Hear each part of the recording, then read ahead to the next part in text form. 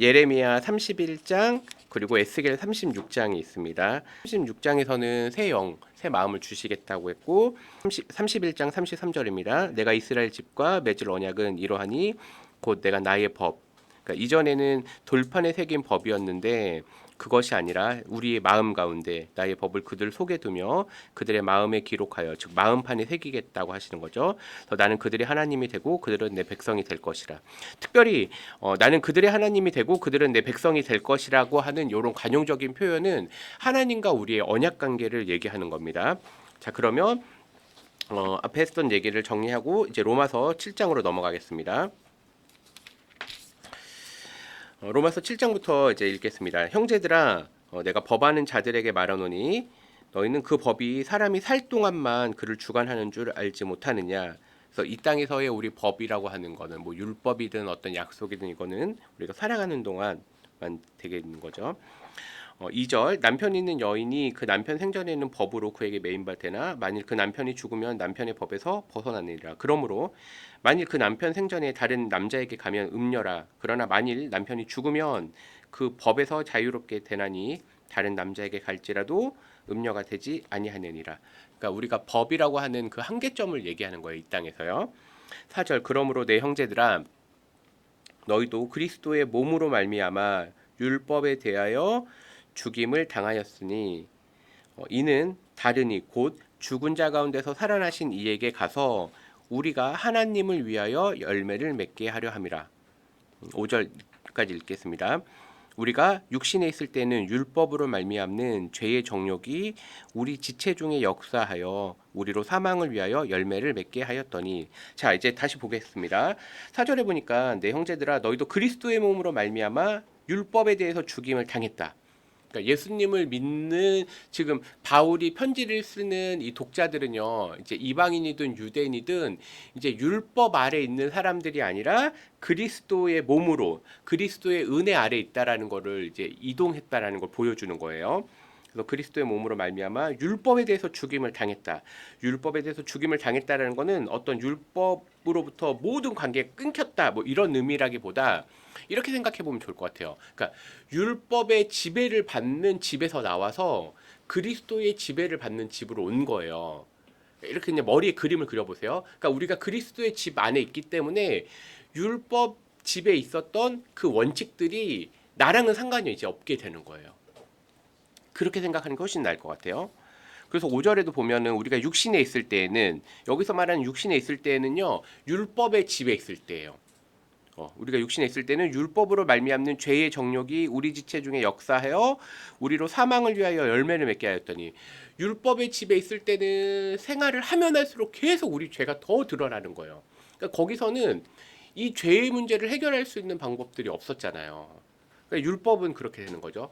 자, 그러면 제가 특별히 이제 요 부분 로마서 7장 8장 공부하면서 요 책이 있거든요.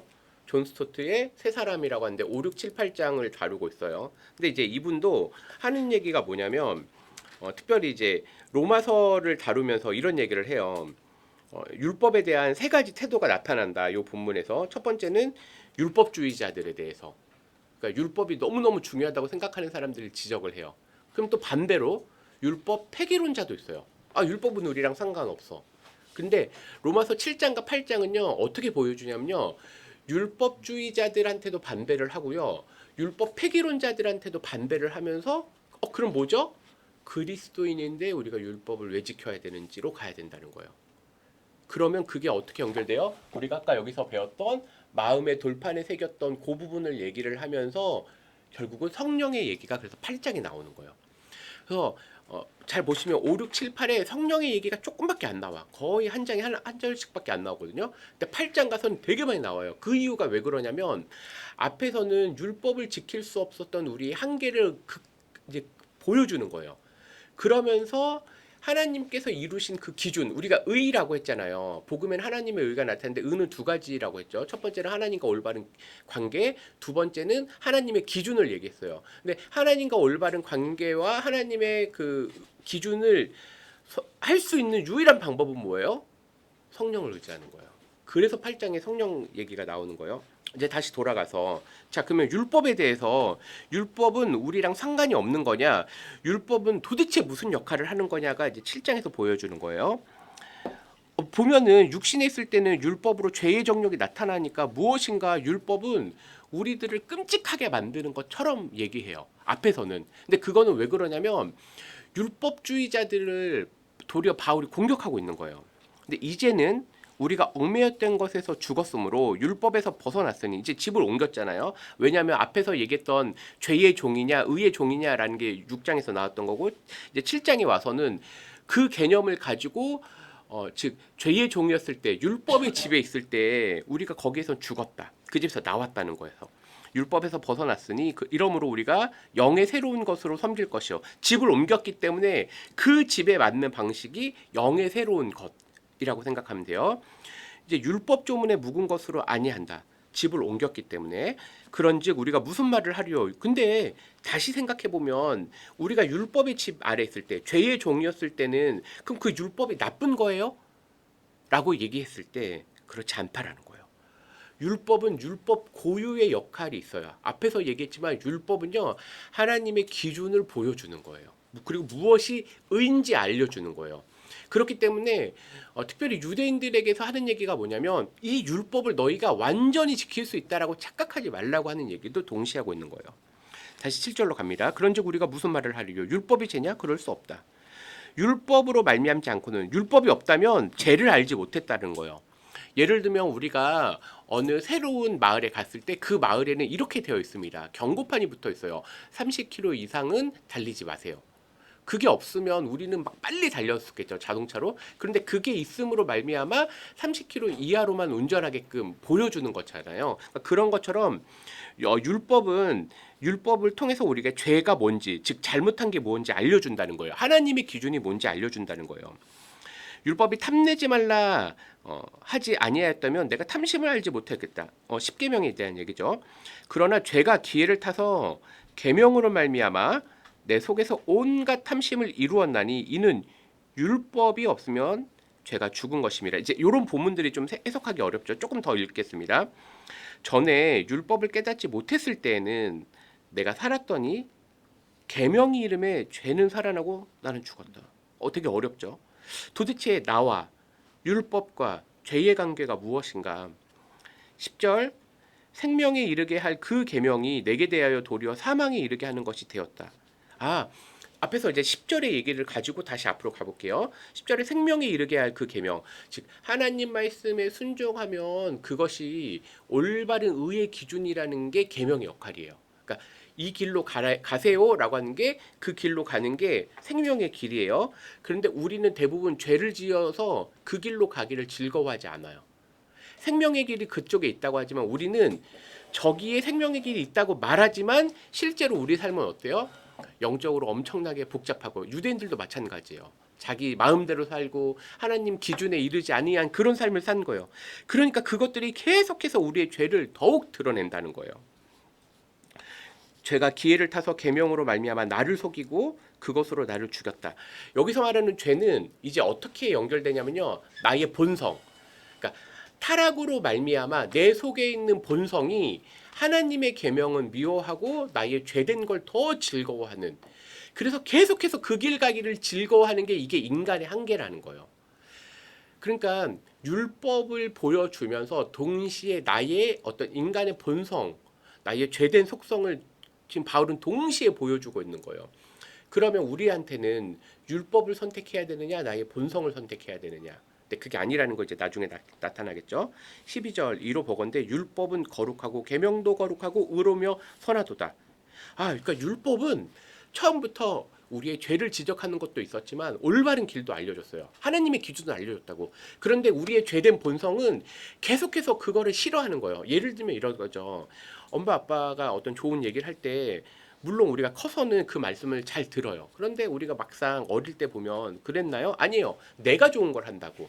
올바른 기준이 있지만 내가 기뻐하는 것, 내 뜻대로 살고 싶어하는 것. 그러니까 율법하고 내 속성하고 계속 부딪히면서 싸우는 거죠. 그러니까 이것들이 7장에 나타나는 거예요. 13절 그런즉 선한 것이 내게 사망이 되었느냐. 율법은 나한테 사망이 되지 않았어요. 선한 것, 여기서 말하는 선한 것은 지금 율법을 얘기하는 거거든요. 그러니까 율법은 앞에서 얘기했지만 선하고 거룩한 것, 하나님의 기준을 나타내는 거예요. 그건 나한테 직접적인 사망이 되는 게 아니에요. 오직 죄가 죄로 드러나기 위하여 선한 그것으로 말미암아 나를 죽게 만들었으니. 다른 말로 얘기하면 이렇게 생각하세요. 아담의 범죄 이후에 모든 사람이 죄가 가득했죠. 그런데 모세의 율법이 드러나기 전까지는 죄가 있었지만 죄라고 말하지 않았어요. 그런데 죄가 존재하는 건 어떻게 알아요? 죽었기 때문에 알아. 모든 사람이 죽었으니까요. 그러면 모세의 율법이 드러나서 그 다음부터는 어떤 역할을 하는 거예요? 이게 죄라고 하는 걸 더 보여주는 거예요. 그리고 기준이 무엇인지 보여주는 거고. 그래서 13절 다시 보면 그런즉 선한 것 율법이 내게 사망이 되었느냐 그럴 수 없느니라 오직 죄가 죄로 드러나기 위하여 선한 그것으로 말미암아 나를 죽게 만들었으니 이는 계명으로 말미암아 죄로 심히 제되게 하려 함이라. 즉 죄를 더 보여줬다는 거예요.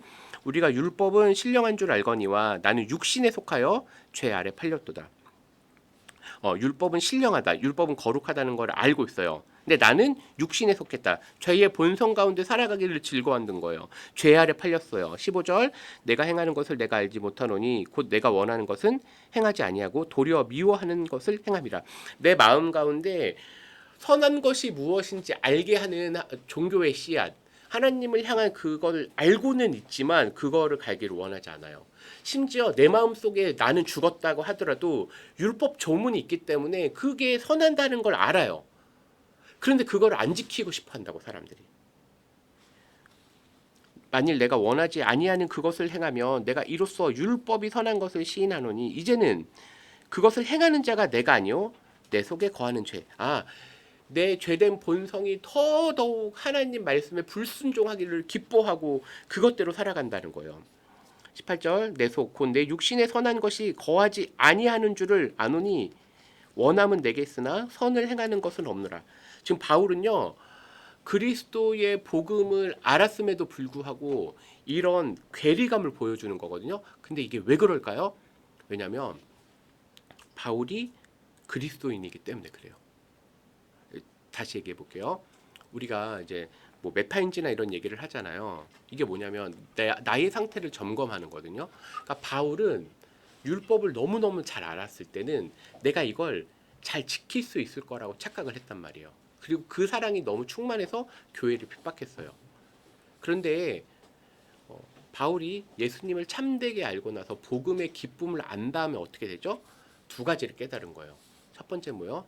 하나님의 은혜가 놀랍다라는 거. 두 번째 뭐요? 그런데 나는 그 하나님의 율법을 알고 있지만 지킬 수 없다라는 걸 또한 동시에 알게 되는 거예요. 그러니까 그 괴리감을 계속 보여주는 거예요. 바울의 이 내적 갈등은 오늘날 우리들에게도 동일한 거예요. 우리가 교회를 어릴 때부터 다니고 우리가 앞에서 나누면 했잖아요. 하나님을 사랑하고 내가 정말 그리스도 뜻대로 살고 싶어. 근데 동시에 우리는 여전히 이 땅에서 살아갈 때는 그것들을 지킬 수 없음도 동시에 알게 되는 거예요. 그러니까 그 안에서 계속 괴리감이 생기거든요. 마음의 갈등이 일어나거든요. 그래서 로마서 7장은 그게 계속해서 번갈아 가면서 나오는 거예요. 근데 이게 실제로 그리스도인들의 고민이에요. 그래서 8장에 넘어갔을 때 누굴 의지하라는 거예요? 성령을 의지하라는 게 거기서 나오는 거예요. 다시 18절부터 가겠습니다. 내 속 곧 내 육신에 선한 것이 거하지 아니하는 줄 아노니 그러니까 내 뜻으로는 그거 할 수 없다는 거예요. 원함은 내게 있으나 선을 행하고자 하는 그 능력이 없다는 거죠. 19절 내가 원하는 바 선은 행하지 아니하고 도리어 원하지 아니하는 악만 행한다. 즉 죄의 길을 가는 것이 이제 악하다는 거예요. 20절 만일 내가 원하지 아니하는 그것을 하면 이를 행하는 자는 내가 아니요 내 속에 거하는 죄니라. 그러니까 바울이 어떤 뭐랄까 좀 막 분열됐다 그런 개념이 아니에요. 바울 내면에 하나님을 사랑하는 마음이 있지만 내 힘으로는 율법을 이룰 수 없음을 깨달은 자의 고백이에요. 21절 그러므로 내가 한 법을 깨달았노니 한 원리를 깨달은 거예요. 선을 행하기 원하는 나에게 악이 함께 있는 거다. 이게 놀라운 고백이죠. 내 안에 있는 것 나를 주목했을 때는 선한 게 없다라는 고백이 나와야 되는 거예요. 그럼 어떻게 하죠? 22절 내 속사람으로는 하나님의 법을 즐거워하되 여기서 말하는 속사람이라는 건요. 하나님 그러니까 예수 그리스도를 믿음으로 말미암아 회심한 자가 내 안에 같이 있잖아요. 근데 잘 보면 우리 앞에서 나눴지만 그리스도인으로 직장 생활하는 거 쉬워요, 어려워요? 어렵잖아요. 왜냐하면 내 안에서는 하나님 말씀을 잘 지키고자 하는 말씀도 있는 그 욕구도 있는데 또 한편으로는 이 세상 살아갈 때 하나님 법대로 살면 너무 괴로운데 이거 살기 너무너무 불편한데 그 같이 있잖아요. 그걸 고백하는 거예요. 22절 내 속사람으론 하나님의 법을 즐거워하되 내 지체 속에서 한 다른 법 내 마음의 법과 싸워 내 지체 속에 있는 죄의 법 하나님을 사랑하지만 죄의 법이 동시에 있음을 고백합니다. 그래서 24절에 나는 비참한 사람이라는 거예요. 공고한 사람이라는 게 비참하다는 거예요. 하나님을 믿지만 하나님의 뜻을 거스르려고자 하는 이 내적 갈등으로 인한 그 비참함. 그래서 이 사망의 몸에서 누가 나를 건져내랴. 그러니까 유일한 방법이 뭐냐라고 했을 때 25절에 그 고백이 나오는 거예요. 누가 나를 이 비참함에서 건져낼 수 있습니까? 25절 우리 주 예수 그리스도로 말미암아 하나님께 감사하리로다. 아주 짧은 답이지만 그 답이 예수님한테 있음을 바울은 알고 고백한 거예요. 그런즉 내 자신이 마음으론 하나님의 법을 육신으론 죄의 법을 섬기노라. 이 동시에 대한 이 고백을 하는 거죠. 그러면서 8장으로 넘어갔을 때 이제 예수 안에 있는 자라고 하는 얘기가 나오는 거예요. 이제 로마서 8장으로 넘어가면 이제 바울은요 우리 안에 이 내적 갈등을 7장에서 충분히 보여준 다음에 이제 집중할 거예요. 그게 뭐예요? 예수 그리스도를 의지하는 성령의 사람에 관한 얘기를 하는 거예요. 그러므로 이제 그리스도 예수 안에 있는 자에게는 결코 정죄함이 없다. 정죄함이 없다라는 건 뭐예요? 율법의 죄를 지었지만 예수님께서 죄 문제 다 해결했잖아요. 그러니까 정죄함에 빠지지 말라는 거예요. 율법을 두려워할 필요가 없다는 거예요. 이제는 왜요? 예수님께서 다 이루셨기 때문에. 2절 이는 그리스도 예수 안에 있는 생명의 성령의 법이 죄와 사망의 법에서 우리를 해방시켰다. 즉 다른 말로 얘기했을 때 죄의 집에 있을 때는 그 죄의 집에서는 율법이 계속 공격하고 막 감옥 같은 곳이었단 말이에요. 엄청 막 이 강력한 곳에 있을 때는 너무너무 힘들었어. 그런데 예수님으로 말미암아 은혜의 집에 옮긴 다음에는 저 율법에서 얘기했던 게 예를 들면 이거죠. 우리가 감옥에서 안 살잖아요. 그런데 감옥에서 어떤 교도관들이 말하는 게 이상해요? 아니잖아요. 올바른 거 얘기하잖아요. 뭐 줄 잘 지키세요. 먹는 거 잘 먹으세요. 이런 거 얘기할 때 만약에 우리가 감옥 안에 있으면 그게 너무 불편하죠. 그런데 우리가 일반적으로 죄를 안 짓고 밖에 있을 때 그런 말을 하는 사람들, 경찰관들이 뭐뭐 지키세요 하는 말이 두려운 게 아니라 저거 당연한 말이야. 그건 지키는 게 맞아. 그런 것처럼 우리가 그걸 객관적으로 관찰할 수 있다고요. 그러면서 내 삶을 돌아보게 돼. 맞아. 나도 법을 잘 지켜야 되지. 근데 두려움이 아니라 나는 이 사회를 사랑하고 그리고 내 자녀들, 우리 아이들한테 좋은 걸 가르쳐주기 위해서 얘들아 길을 건널 땐 손을 들고 간다거나 혹은 저 신호를 잘 지켜야 돼. 근데 감옥에 있을 땐 달랐잖아요. 감옥에 있을 땐 야 저거 법 안 지키면 나 감옥에 들어와. 그리고 저 법을 지키지 않았을 때 우리는 몇 년형이 있어. 두려움 때문에. 근데 지금 그렇지 않잖아요. 그게 바로 예수 안에 있는 생명의 성령의 법이라는 거예요. 그러니까 완전히 차원이 달라진 걸 보여주는 거죠. 3절 율법이 육신으로 말미암아 연약하여 할 수 없는 그것을 하나님은 하신다는 거예요. 그러니까 완전히 우리의 생각을 다르게 하는 거죠. 그러면서 우리가 집중해야 될 거는 이제 성령의 사람이라는 거예요.